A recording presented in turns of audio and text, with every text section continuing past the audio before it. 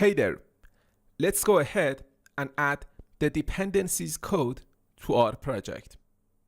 Open the project navigator, make sure that here it says Android, and then let's go and open the build.gradle module app.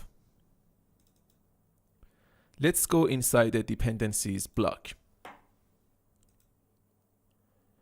Open your web browser and search for RxJava Android Gradle. Let's click on the first link on github.com. Let's scroll down here. Notice that it says ReactiveX Rx Android. And go to the binaries section. We need to add 2 lines of code to our dependencies block.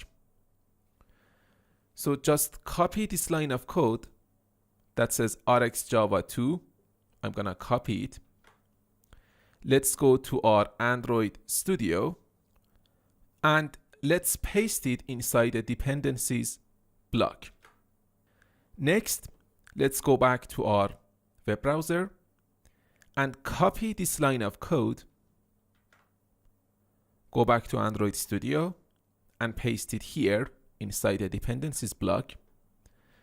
And we need to modify this code here. Instead of X, we need to put the latest version of RxJava. Go back to web browser. So we have Rx Android and RxJava. The Rx Android is already specified, the latest version, but now we need to specify the RxJava latest version, 2.2.3. Go back to Android Studio. So just type in here 2.2.3. So it should be the same version that we have here. So let's change it to 3. Okay. Now let's go and click on sync now. After the sync process is finished, let's go ahead and add the butter knife library to our project and search for Android butter knife. Let's go and click on the GitHub link here and let's scroll down here. Let's go to the download section. We need to add these 2 lines of code to our project.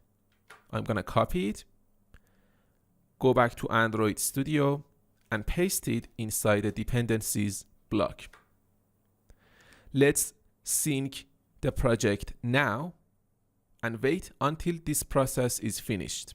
Let's open our web browser again and this time search for Rx binding Android Gradle and then click on the first link on the github.com that appears on this page. We use this library to interact with the UI from our RxJava. So first we need to go ahead and add the platform binding, this line of code. Just copy it and paste it inside the dependencies block of your Android Studio build.gradle module app. Let's open our web browser again. And here you can see the Android X library bindings. We are going to use the recycler view.